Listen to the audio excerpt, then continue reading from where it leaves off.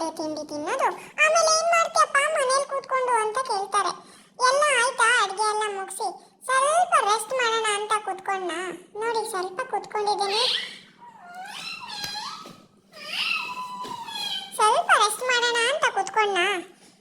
ಶುರು ನನ್ನಪ್ಪ ಬಿಡ್ತಾರಾ ತಲೆ ಮಸಾಜ್ ಮಾಡ್ಕೊಡಮ್ಮ ಅಂತ ಕರೆದ್ರು. ತಲೆನ ಮಸಾಜ್ ಮಾಡಿಸ್ಕೊಂತಾರೆ, ಮುಖ ಮಸಾಜ್ ಮಾಡಿಸ್ಕೊಂತಾರೆ, ಕೈ ಮಸಾಜ್ ಮಾಡಿಸ್ಕೊಂತಾರೆ, ಕಾಲು ಮಸಾಜ್ ಮಾಡಿಸ್ಕೊಂತಾರೆ. ಒಟ್ಟಲ್ಲಿ ಏನು ಹೇಳೋಣ, ನಂಗೆ ರೆಸ್ಟೇ ಇಲ್ಲ ಕಣ್ರಿ. ಅಯ್ಯೋ ಸಾಕಾಗೋಗಿದೆ ಬಿಡಿ.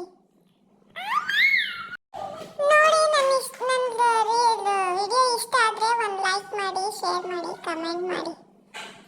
ಮತ್ತೆ ತುಂಬ ಕೆಲಸ ಇದೆ, ಮತ್ತೇನಾದರೂ ಕೆಲಸ ಹಚ್ತಾರೆ ನನಗೆ. ಅಲ್ಲಿವರೆಗೂ ಬಾಯ್. ಸಿಗೋಣ ಮತ್ತೆ ವಿಡಿಯೋ ಜೊತೆ ಸಿಗ್ತೀನಿ. ನಿಮ್ಮ ಜೊತೆ ಮಾತಾಡಬೇಕು. ಮತ್ತೆ ಯಾರಿಗೆ ಹೇಳ್ಕೊಳ್ಳೋಣ ನಮ್ಮ ಪ್ರಾಬ್ಲಮ್ನ? ನೀವಾದರೂ ಇದ್ದೀರಲ್ಲ, ಕೇಳ್ತೀರಲ್ಲ.